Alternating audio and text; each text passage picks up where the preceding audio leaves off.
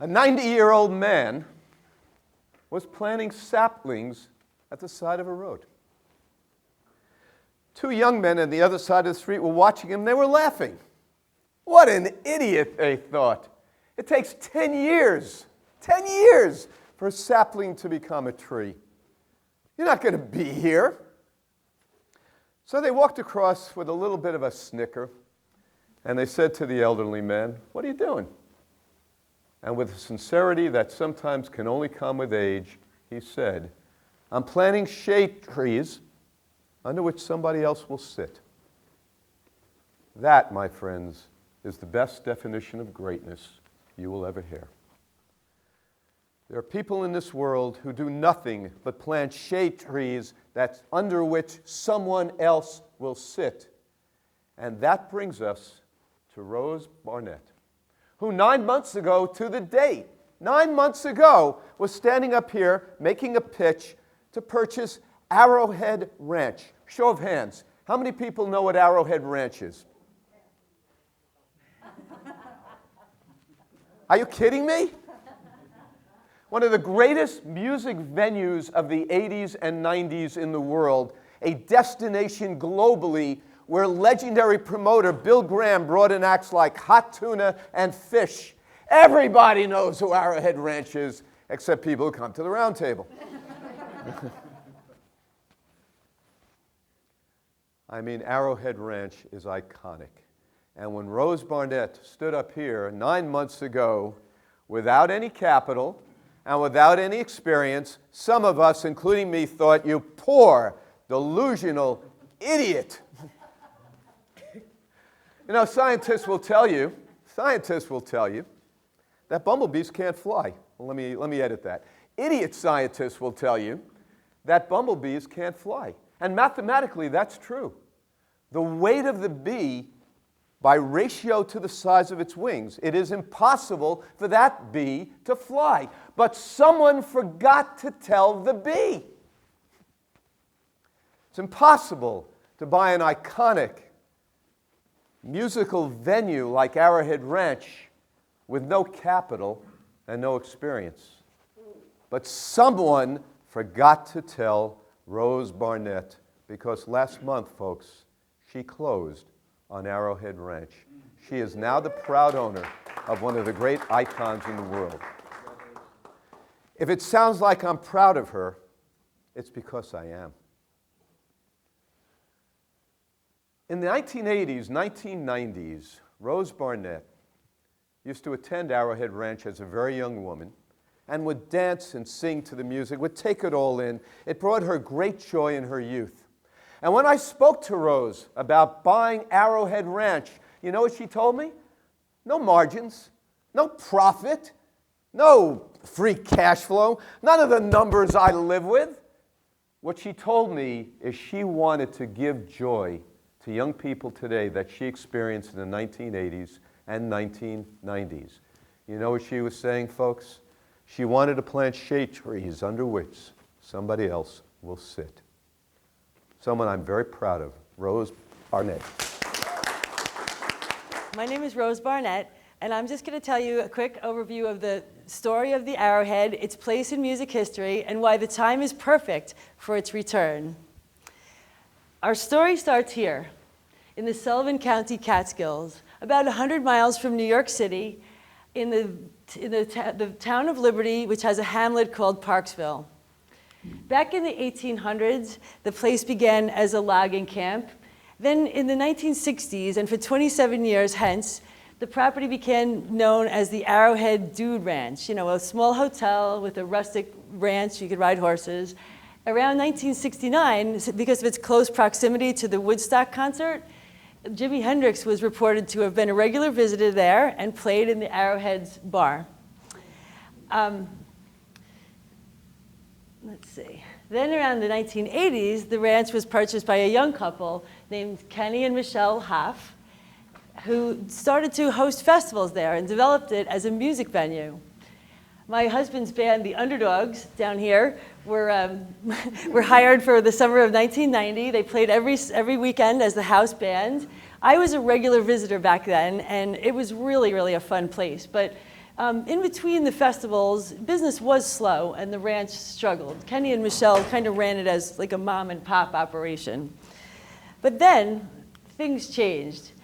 The band Blues Traveler discovered the place and really loved it, and they wanted to make it kind of a home base. And they had a manager his name was David Graham, and his father was the one and only Bill Graham, one of the biggest rock music promoters in American history. I put some of his resume up there. The Rolling Stones tour, the Last Waltz, the Fillmore Auditoriums. Anyway, he really wanted to help his son. This was like his first venture in the music business. So he visited Arrowhead in 1990 at the end of the year. And when he got there, the ranch was very rustic and run down. And he saw the field where the concerts were to be held, and he declared, I'm going to call this Stump Stadium. And, but he stepped up to the plate. He brought in his teams, his expertise, and he spent $500,000 of his own money fixing up the property, removing the stumps, putting up professional lighting, and building a giant stage. By the summer of 1991, it was all ready to go. And that summer was legendary, the lineup that he had there. I'm just going to read a quote from jambase.com. Between 1990 and 92, the idyllic Arrowhead Ranch in Parksville, New York was the center of the jam band world. Fish was the most notable that played there. They were just a little bit pre-fame at that time. They played 2 shows that July that to this day are revered by Fish fans as among their best shows ever. So some of the other bands that graced Bill Graham's stage that summer included Hot Tuna, the Spin Doctors, the band with Richie Havens. Well, they played his own set, but in that photo he's sitting in with the band. The Radiators, Widespread Panic, the New Riders of the Purple Sage, and that's just to name a few. Unfortunately, it comes to a sudden halt when in October of that very same year, Bill Graham was unfortunately killed in a helicopter crash.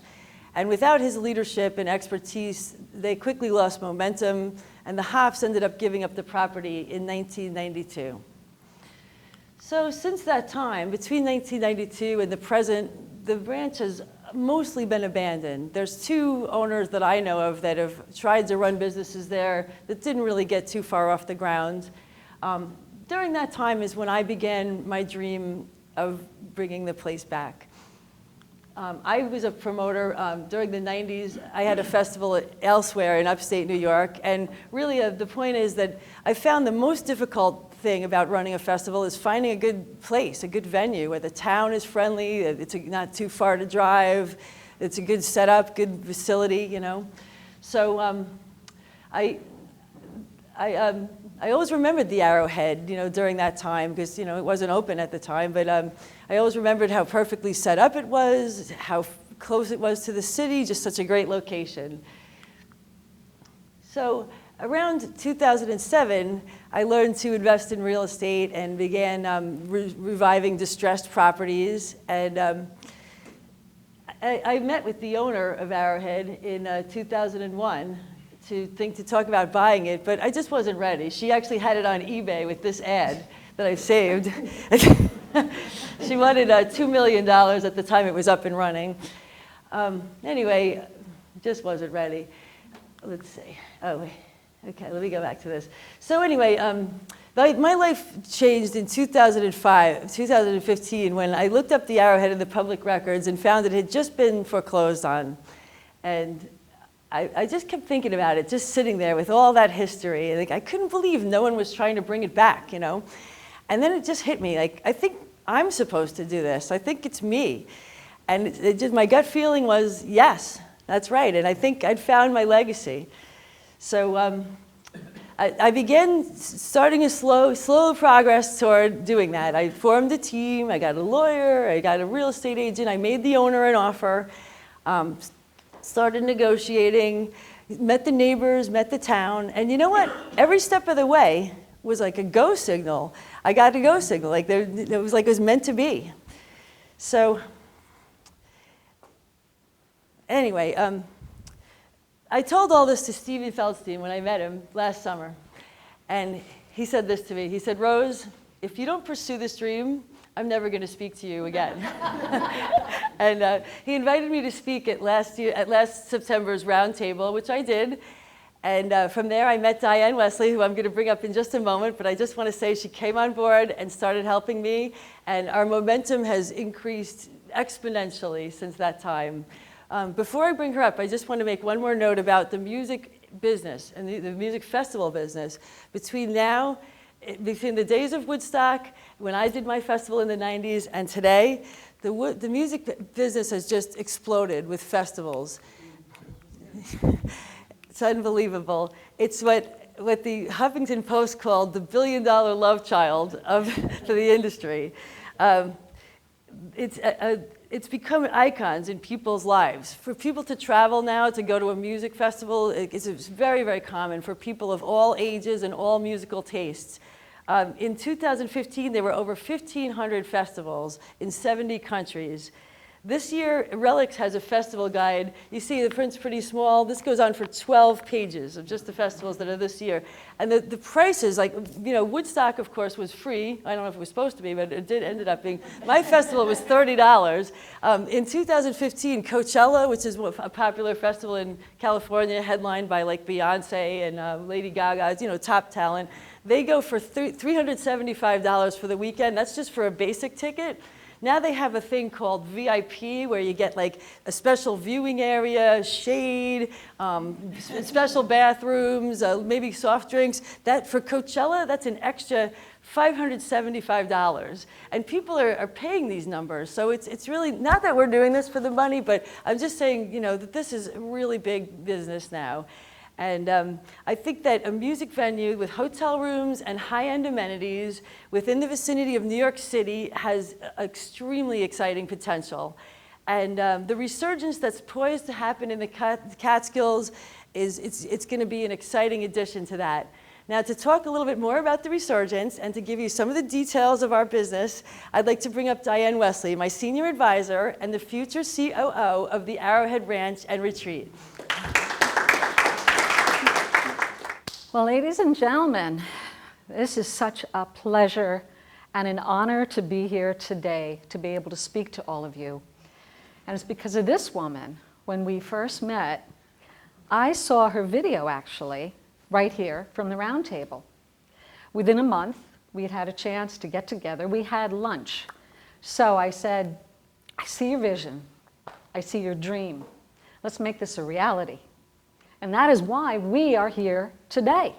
This is what this is all about. For all of us coming here together, all you talented, incredibly passionate, and truly creative people, this is a forum that lets us really express ourselves and do great things for great people. And I feel like there's a theme here today between all the health and all the passion, and then you put health into the pride of someone. And that's what we want to do in the community.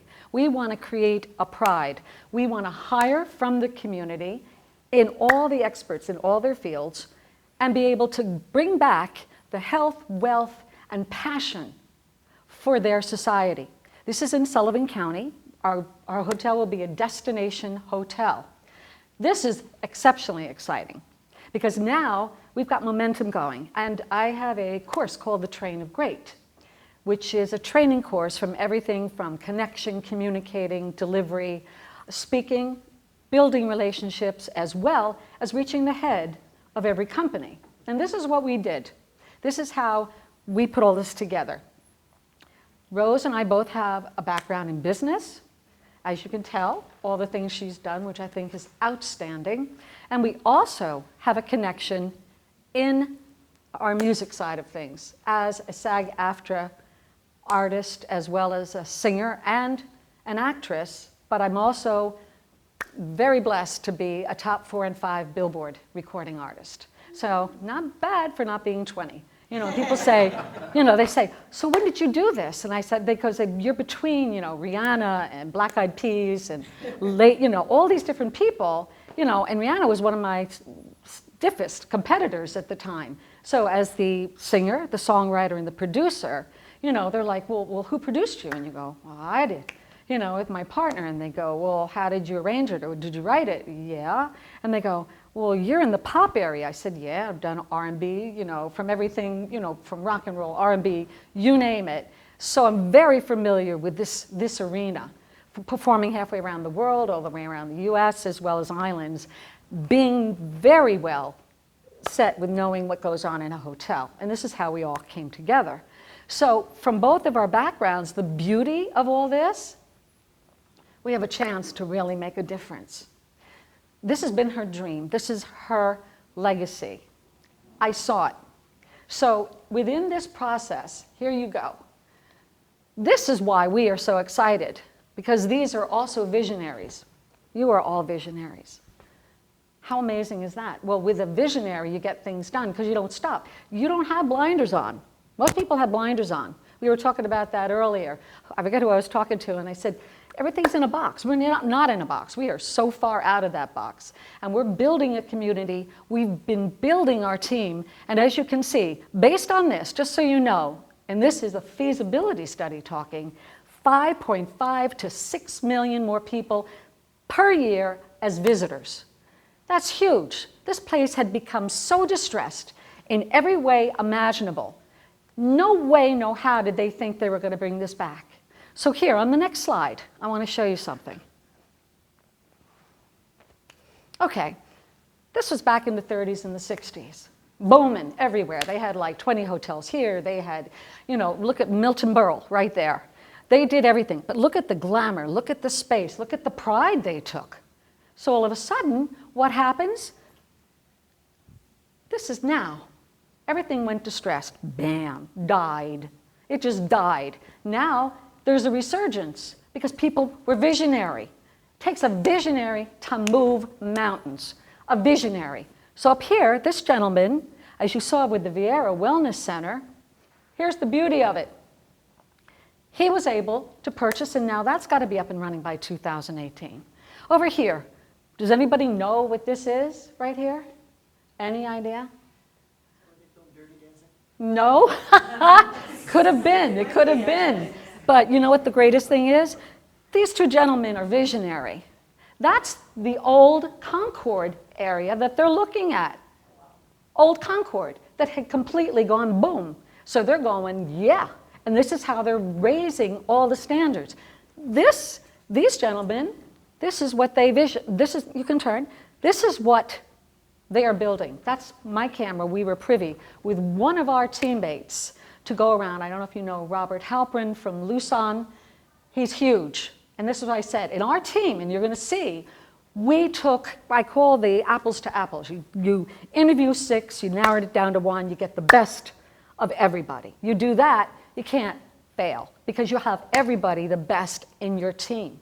Now, we built the relationships, we talked to the heads, we gathered more information, we did our due diligence. We went up to all kinds of hotels to do all kinds of comparables so we would have substantiated information for our feasibility study as well. Now, here we go. By the way, the casino's only 20 miles away from our hotel that we want to build. Only 20 miles. So they can go and play and get back out so that it doesn't grab them in and they're like, stay on the dark side. Let's come home, you know, come home, have a nice time at the hotel, enjoy yourself. So now here we go. Woodstock is now Bethel Woods. Alan Gary owns this property. Another one, another visionary. Nobody stops. When you're visionaries, you just keep going. And you know as creative people, you do one thing, you want to do another. You do one thing, you want to do another. Well, here we go. This is only 17 miles from us. 17 miles. They can go, come back, have a beautiful day, go to the museum, which we did. We went to the museum. We were able to see the site where they're doing all the amazing concerts in the amphitheater. And this has been up and going since 2008. Okay, as you saw with the casino, we know personally, the casino has to be up by 2018. Now those two visionaries, they saw that property and they said, okay, well, I see this being a $1.8 billion operation. We're going to have a casino, we're going to have the hotel, and we're going to have a water park. Well, we saw where the water park is. It's all it is like woods.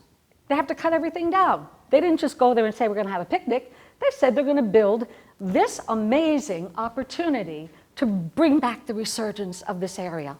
So now in the next one, okay, visionaries. Visionaries all around. All around. It's phenomenal. I'm getting chills as we speak. when we had already started building our team, which was Randy Watson from the engineering area, as well as our incredible Joe Hurwitz, who will be speaking to you. I know, I believe it. So we were up there and I saw the property for the first time. You know what the greatest thing? In my wedged shoes, my snowshoes, because I'm little, and I had to be chomping around so I'm not stuck underneath, and I'm going down and we're walking through all the debris. Wait till you see all the debris. You're gonna die. When you see all this debris, thank God it was snow covered. We probably wouldn't have gotten through all of it. It would have been quite overwhelming. So sure enough, we were there, chomp down, walk like you're on the moon. We get down by the pond, as you saw before, and I said, looked, and I got this feeling. I got the vision. I looked over there, and I'm looking out over the water. Rose is over here, and I go, Rose, and she goes, what? And I said, I see your vision. She goes, you do? I said, yes. We started laughing, we started smiling. We knew we had come to this point, and we're gonna do this, and we're not gonna stop till we get this done. Now I'm getting all mushy because I'm a mush. So here we go. Now this is when all the debris was cleared off. This is when all the debris was cleared off. That's how much we've done over these months. Now, just so you know, I came on board 8 months ago.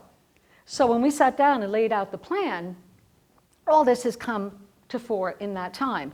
Now that was where, oh, and on the other side, that's the most delicious day of all.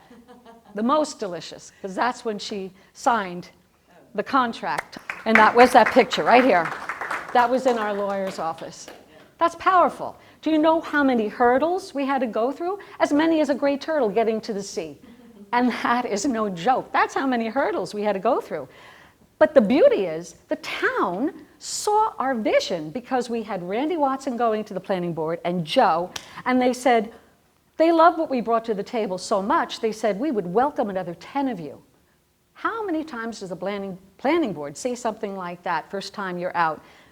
They didn't know how much we knew about this whole process. They loved our vision. So here we go. On the next one, we did our homework and research. We traveled everywhere, and we've got a lot more to go. So every time, and she knows, I love to talk to people, so we get out our books, make all our notes, stacks and stacks and stacks from all the hotels, and then all of a sudden, light bulbs went off. You know how when you have that vision and all of a sudden the light bulbs go off and you know you're on the right path. You know you're doing the right thing. There's nothing stopping you now. Well, guess what? By meeting with all these amazing people, we met with the executive chef because the mom worked at the Wyndham. The mom that worked at the Wyndham that day gave us his number. They're in the middle of a tap festival at Hunter. So we're escorted around with the, remember with the security. The ladies are in the house. Timothy, come on, come on. They had a tap festival. And I asked him, I said, do you mind if we go in your kitchen so we can take a picture in there? And he goes, oh, no problem. See, nice and tall, we're talking and everything. His GM comes out and he goes, hey ladies, how you doing? We go, great. And he says, you here to steal my executive chef? And he goes, I said, no. And then in the back of my mind, I thought, what an idea when we open up the hotel. He's exceptional. But we had future conversations with him, and we found out about the staffing, what was needed, all the top equipment. We learned. It's like getting a master's in a whole other area. What you don't know, you learn, and what you can't learn, you get the experts on board so you can even learn more. It's basically a process. So now here, this is great. That's what it was with snow when we saw it. That's all the stuff we were tromping through. So I was very serious when I said it was a danger zone, really dangerous. So now, this is when it's cleared. We're on the train of great, ladies and gentlemen. This is why I call it this, because once you're on it, you don't want to get off. This is the most powerful thing you can do, is when you feel the energy, you got the power, you got the emotion side, you're rolling, and that's what we're going to keep doing. So now, this is just to give you an idea of the building style. We love stone, we love the heavy timber, we love that warmth, that warm and fuzzy. Because in the wintertime, the beautiful thing about this hotel, being a destination hotel, this is why we are more unique in that area. There's nothing out there like that. There are only two seasons or maybe 3 I don't know if any of you knew that, but most of them are only that. And they have what they call mud time, and that's kind of closed. So now, moving to the next one, this is our amazing team. This is the most, I have to tell you, it is the most exciting thing to do when you put together a team of such experts who love what you're doing as much as you do. It doesn't become work anymore. It just becomes this beautiful journey together. And I hope all of you have teams like that you feel every single day is like Christmas or Hanukkah, whichever, wherever anybody is. So here we go. We have Joe, who is sitting over here. We have Rose, myself, and this is Randy. He's been so instrumental, between the planning board and everything else, and when he built the site plan. And you're going to see in a minute how that came to pass, because we had to have something concrete. So that's our legal team. That's Jacob, where we were in the office. And this is the feasibilities team, CBRE. Has anybody ever heard of CBRE? They're one of the top feasibility companies in the USA. Okay? So that's why I say we only been dealing with the top. That's all I've done my whole life. Anything I've done, performing, touring, top. Gonna work with people, top. You're gonna tell me you can play? You better play. You want to do what you're going to do? Say it. Really do it before you say it. It's actually a song I wrote. You better do what you say before you say what you're going to do. So that's part and parcel to all this. Okay, let's move on. Now, if you all can read that, we'll give you each $100. But the beauty was when we did this, here we are. In fact, I said to Joe, Joe, we're not architects and we're not engineers. He goes, you're visionaries. And that just gave me that chill. I said, here we are. So when we were up in when I was visiting for the first time the property, I said, I want to go back. I have an idea to take all this amazing information, the vision, and put it all on the side by the water, because this way we have the view from both directions, and it's not inclement weather. There's no issue. Because when everybody can walk through the whole hotel, it could be sleet, snow, hail, there could be major storms, doesn't matter. You're all connected. You never get your feet wet, and you can go 24/7, 4 seasons a year. Now that increases your bottom line. We're increasing our bottom line beyond what most of those hotels are doing. The casino actually will be more like our competition, because they will be year-round. But there's not a lot. We thought there would be a lot more. We actually thought there was a lot more that were more 4 seasons a year. So what we did was, from that draft, the 10th one actually, was the one that went to Randy. So he was able to do this incredible site plan. That started the ball rolling. And with Joe getting ready to do the footprint, because now we had something of substance, we had legs. We didn't just have a dream, we didn't just have a vision. Remember when I said before, we're going to take that dream to the vision to reality. And that's what we did. So he was able to do that. How he did it from that draft, I don't know. I even had little elevators going up, because I wanted to place it. I'm like, what am I doing at 4 o'clock in the morning? And I'm making all these things and I said, you want a detail? I'm giving them detail. And we just kept going and going. It was incredible. We're just like this unbelievable force, because we see things, and even if we agree to disagree, then we come back and we agree. And that's how we've been building everything. Because everybody's not the same. You're not going to have the same opinion, and you really want somebody that has a little difference so that you can balance each other out. So from this one, here we go. The infamous Joe, who is going to be speaking in a moment. Infamous? He is infamous. He's infamous. So now, this is where we are, once again, back where we are, getting all the details so he could do the footprint. So let's take this next one right here. This is his work. This is just some of his work, and we're talking about lots and lots and lots and lots of buildings. This particular building is the Cablevision building in Sullivan, okay? In Sullivan, where we're going to be building the hotel. And here's the beautiful thing about it. That's Alan Gary's. He hired Joe to do this, the one that owns all of Bethel. Okay, so we got a connection. We got 2 degrees of separation, not 6. And you can see and it's very defined. All the work is so well constructed because of his vision, his real talent to be able to take that and make it something so astronomical. That's why we're excited to have him partner with us. Okay, that was what it looked like before, okay? It was where Rose tromped on the ground, sang, danced, rode horses, and all that. Okay, now, we know times change, and by doing this, and by having this change today, this is what we have. We have a hotel with a footprint, with everything moving forward, and this is why we need you. We need our investors behind this so we can go to our second phase and our third phase and make this a reality for the community.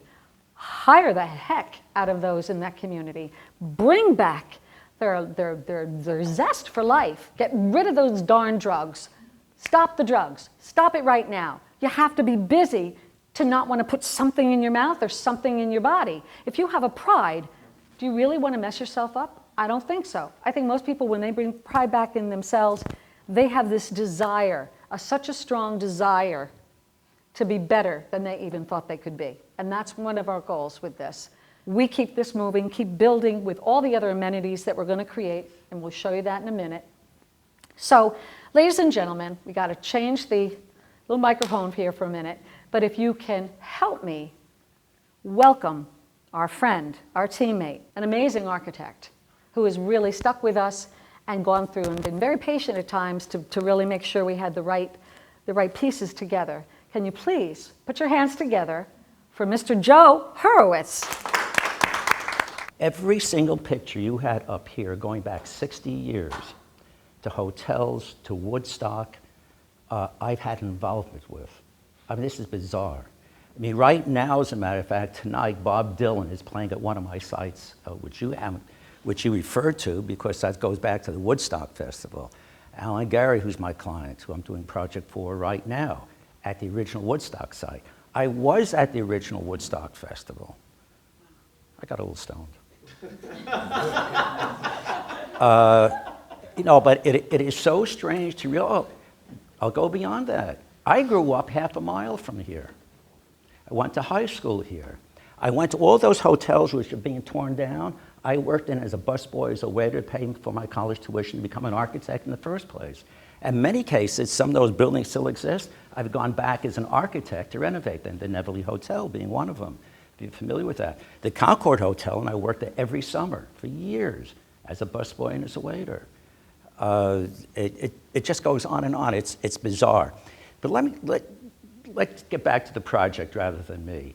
Over the years, I've done every major project in the Hudson Valley, and certainly in Sullivan County. And you saw one of them was Alan Gary's project. Alan Gary, again, is a gentleman who owns Bethel Woods right now, and they're about to have one of their greatest years, and it's 15 minutes, 45 minutes from the site. What we're seeing in the Hudson Valley, of which your area is considered part of, is an amazing transformation. It's not even a renaissance. That's a word I almost used before. It is a transformation. It is being discovered to an extent which I could never have imagined as a destination area, and a major component of why that is a destination area that has to do with lifestyle. And I'm just wondering if it's another coincidence that the three presenters today really are all related in a sense. I mean, I can see if this, when this lodge gets built, every sitz bath will have these crystals in it. And the dining room will serve gluten-free food, and the books will be sold. And there clearly is a symbiosis which is taking place here. But seeing all these buildings, which I haven't seen in 40 years, it gives me this perspective that something really is happening, that there's a discovery. Let me give you another example. Varia Lifestyle, which you made reference to. I have a relationship to that too. It ticks me off a little bit because the architects on that I trained 30 years ago. And now they're my competition. But that's fine, there's enough workaround. But there and there, that's called Varia Lifestyle. It's lifestyle. And what you're producing here, and I absolutely believe you're going to, I know you're going to pull it off.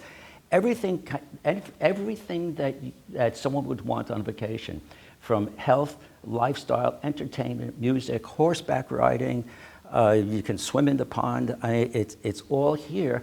And the nice thing, by the way, is that Route 17, which is the destination route to get up into the area, is being changed to State Route 56. As a matter of fact, the other day, as I was driving up in Monticello, I see the big green sign that said Adelar. Adelar, next exit. Adelar is a casino. It's up to 18 stories. In 9 months, Adelar will be in operation. It's more than a casino because it's also lifestyle. It's also a water park. So this transformation which is taking place throughout the area, this is just another component of it. The nice thing about the construction of Route 17 being converted to State Route 59 is that it's now limited access. And some of those, that means you just can't get off and on at any point. There's very specific designations. One of them is Parksville, and that's completed. It's been built. So you can drive right up there, you get off at the exit, and you are literally 5 minutes away from I'm sorry? 2 miles. I drive fast, 5 minutes. That's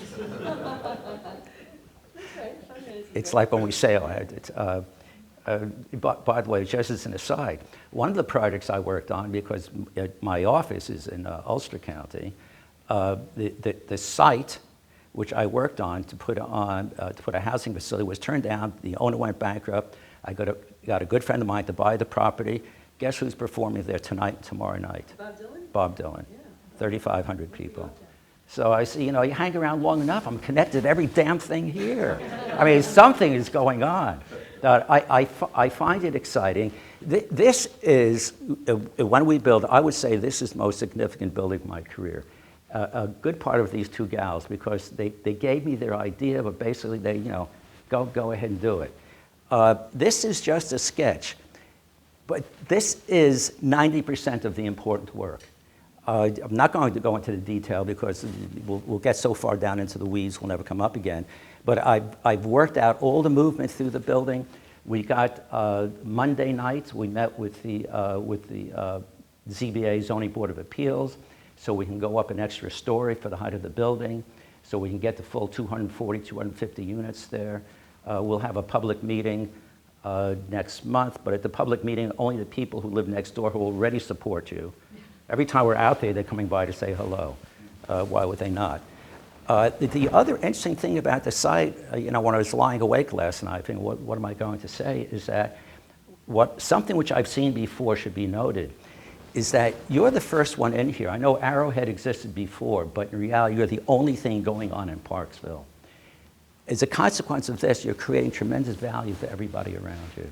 I saw that with Alan Gary's corporate headquarters, which we did about 20 years ago. And in the process of doing that, the profile of the area is risen dramatically. So it's an expression that you've heard many times, build it, they will come. They will definitely come here because it's along the route. Everyone else is doing it, but not on this scale. You're doing what everyone else is doing beyond. Yes, you're not a casino. You're not going to play the roulette table here, but that's not why you would be doing this anyway. I'm not sure that's a healthy lifestyle to begin with. But everything else is on this site. I look at this and I say, it's as though my career was leading up to this. It's a bizarre thing to say, but you keep introducing me that way, for God's sakes. But I'm here to give you credibility. I think it works the other way around. I mean, I've done every major building in the area. I've been around forever. I've been around long enough to say that I've made a circle from where I grew up on the Lower East Side. I'm standing here today to try and produce a project in an area I worked as a busboy to become an architect in the first place. Life goes around. I can't explain it. It's amazing. Hopefully I said enough. Thank you. Now we're going to get to the money. We're going to get to some facts and figures to give you an opportunity just to understand how powerful this is and what can all be involved with all of you coming on board. If you think about this, here we go. I'm going to take my little stick. There we go. I'm going old school today. All right. I feel like I'm back teaching when I was in England. I lived there 4 years, went to one of the top drama academies, and it was funny because the way they do things is very old-fashioned, but they really get the job done, and they're exceptional in all their fields. So, it goes hand in hand. Okay, up here we have the hotels, and Joe briefly touched on it. We're going to have 250 hotel rooms, okay? 60 are going to be condos with lockout rooms, as well as the 10 suites above, which we're going to accommodate the artists because we want them to feel very pampered.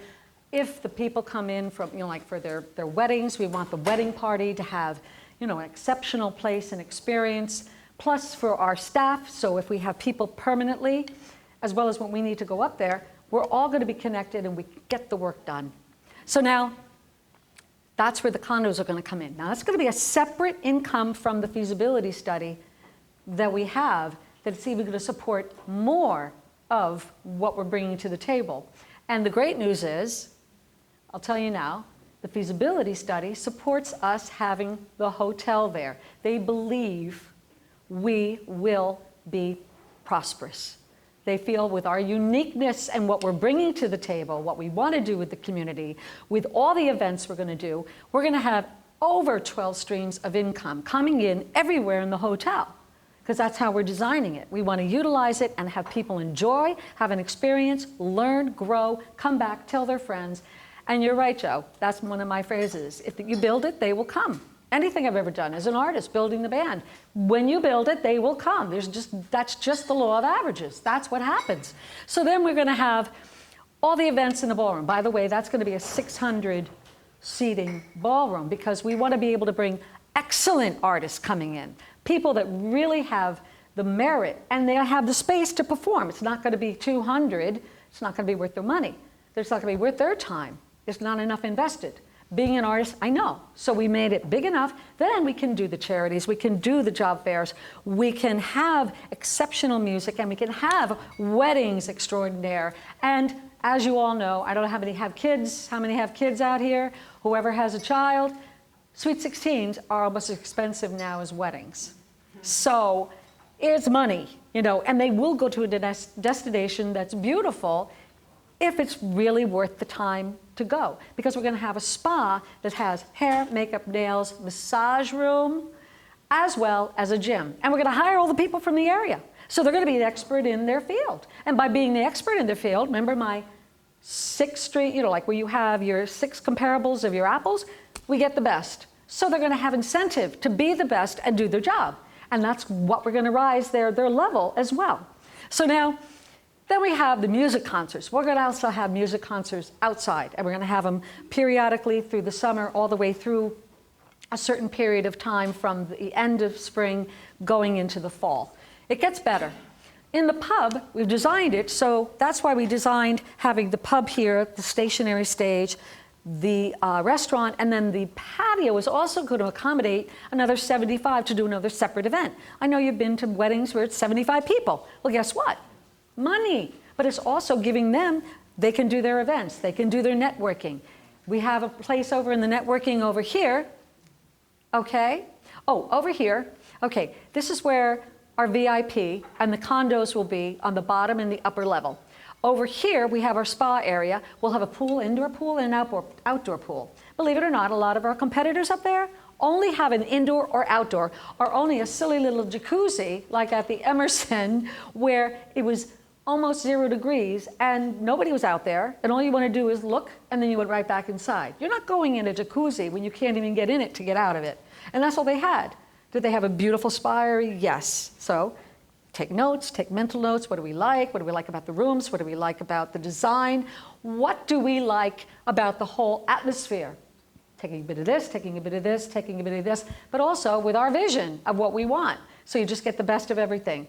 So now, going through, I'm not going to go through all of this now, but you can see there's a lot of ways to make money for your investment.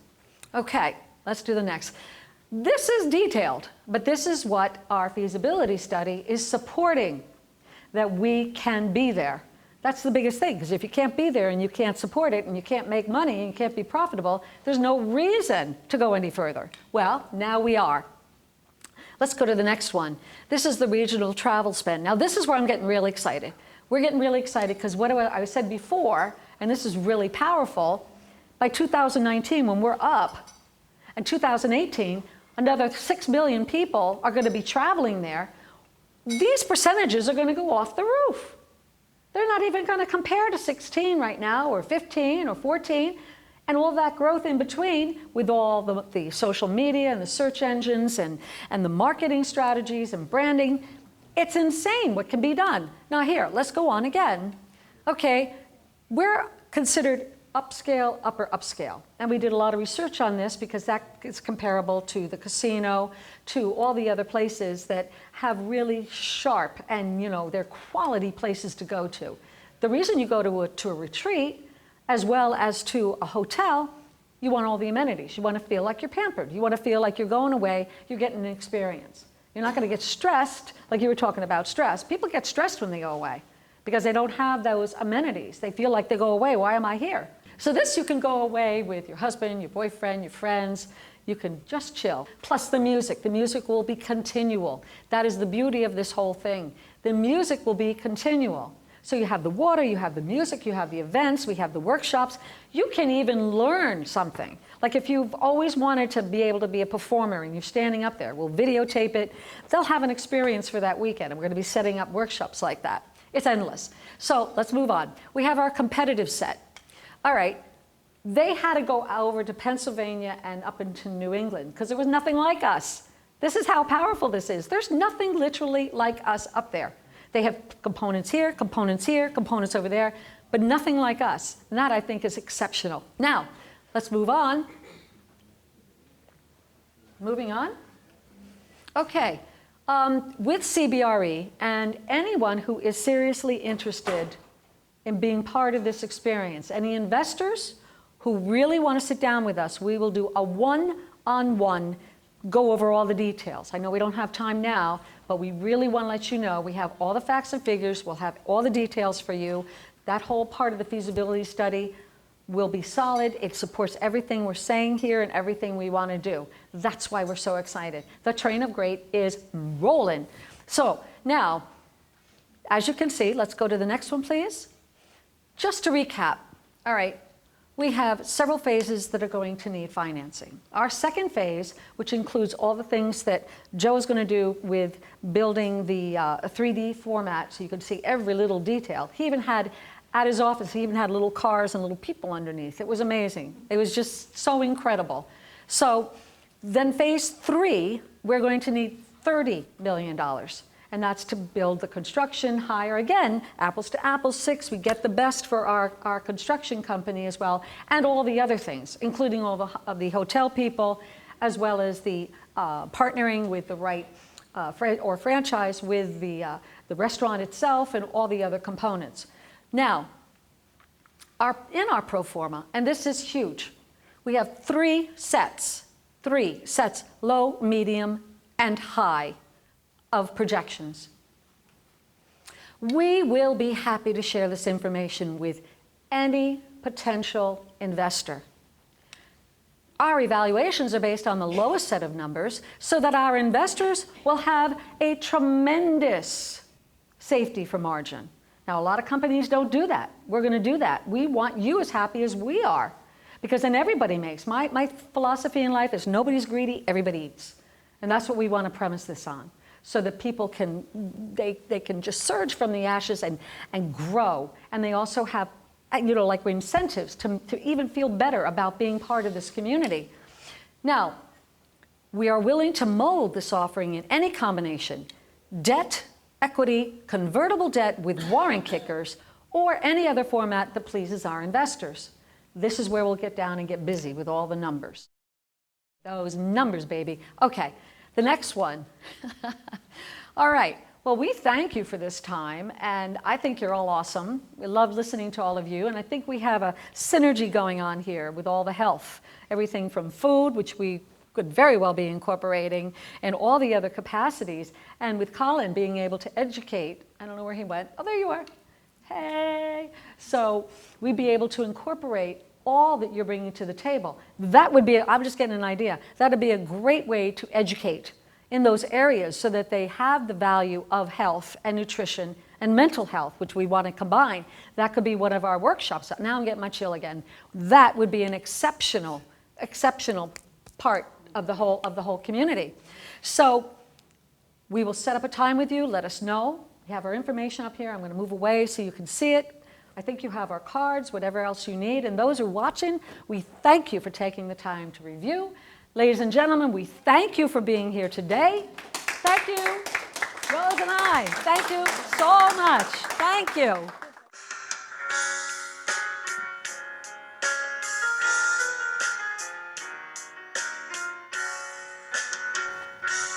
I'd like to end with a personal story.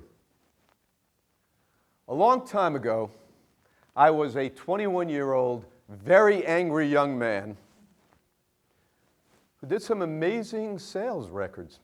Matter of fact, at the age of 21, I was a member of the $1 Million Roundtable. And I was invited to Boston to attend a meeting with a bunch of old guys in their 40s, 50s, and 60s. And I went. And I was feeling good about myself. And some of you will understand what I mean by this. I was feeling too good about myself. Got to the meeting in Boston. It's great. I was going from class to class. And then I got lost. And when I got lost in the hotel, there was a lone figure sitting on a couch. And I approached him for directions. We started to talk. And he started asking me some questions. He asked me, "What do you stand for?" "Making money. I'm good at it." "Oh, okay. What do you want written on your tombstone?" 21 years old. What kind of stupid question is that? What meaning are you bringing to your life? What contribution are you making to the world? If you are what you do, when you don't, what the hell are you? And I have to admit, this man was getting to me. He was really, really getting to me. I didn't know what I wanted on my tombstone. I didn't know what I wanted my life to mean. I didn't know what contributions I wanted to make to the world. I was a 21-year-old kid who just wanted to make lots of money.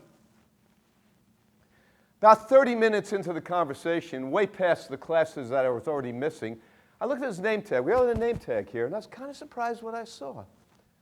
The name on the tag was James W. Longley, Governor of Maine. And we talked more and more. And when we stopped talking, I walked around the Boston Commons. So for those who've done it, it's a long walk. I walked around it 100 times. And I remember thinking, what exactly do I want written on my tombstone? Why did I get up this morning? What contribution did I want to bring to the world? What changes did I want to make in this world? Why was I even here? And if I wasn't what I did, then what the hell was I? And 100 times around the Boston Commons or thereabout, I started to come up with answers. I sought out Jim Longley, and I told him, and I began fomenting in my mind what my life, what meaning my life was all about. Every year, I made the $1 Million Roundtable for the next 7 years. Every year, not because I wanted the accolades, not because of the money, but I wanted my 1 hour with Jim Longley. That's why I made the $1 Million Roundtable. 8 years from that inception, 8 years from that meeting, I was getting ready for my 8th consecutive roundtable. I got a call from Jim Longley's wife. I'll never forget the call. I had only met her twice. I was wondering why she calling me in the first place. This was her words. "Jim will not be attending this year's roundtable. Seems he has stomach cancer. They did surgery. They were able to get half of it. The other half they were not. It metastasized. It spread to his heart and lungs. He didn't have long." I was still in my 20s, and I had never dealt with death or dying. I had no reason to. It would be a great story if I could tell you I got on the phone and I gave this uplifting speech to this man who had been so important in my life, but I didn't. For a week, I rehearsed what I was going to say because I really didn't know what I was going to say. And finally, a week later, I got on the phone with Jim. And as usually happens when you pre-plan, when you just spend your time rehearsing a stupid speech, you fall all apart with it, and that's exactly what I did. But then I noticed something. Jim Longley wasn't down. He was up. He wasn't depressed. He was excited. He wasn't disappointed. He was doing great. He said, "Steve, relax. Tonight I have to go to a meeting that I'm presenting at a senior center to give these people hope and faith. And tomorrow I'm going to a camp for children with cancer because I want to present to them the idea how they can live. They can live with the cancer and they can make a difference in this world. And a week from now, I'm going to another senior center to give a speech, and I was getting outraged. Jim, do you know what you're going through? How can you be like this? And his words to me were, because you make a living by what you get, but you make a life by what you give. You know, 1 week later, Jim Longley died. And I went up to Maine to attend his funeral. You know, the only lie he ever told me? He told me one lie. He used to say, you can have money piled up to the ceiling, but the only thing that's going to determine the attendance at your funeral is the weather. Well, on this bleak January day in Maine, that was a miserable, rotten, dark, horrendously bad day, 5,000 people showed up to say their goodbyes to a man who had given them every measure of his life that he could. And I remember thinking, Jim, you were wrong.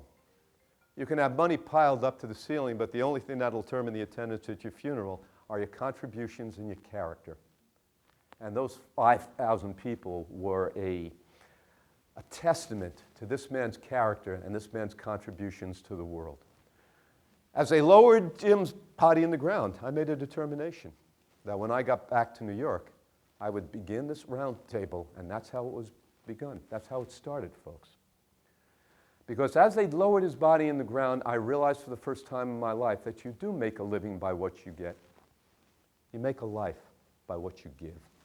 And I urge each and every one of you to spend your lives giving all you can to the causes, institutions, and people you believe in, because if you give all you can, you will make your lives grand. I will see you all in September. Thank you.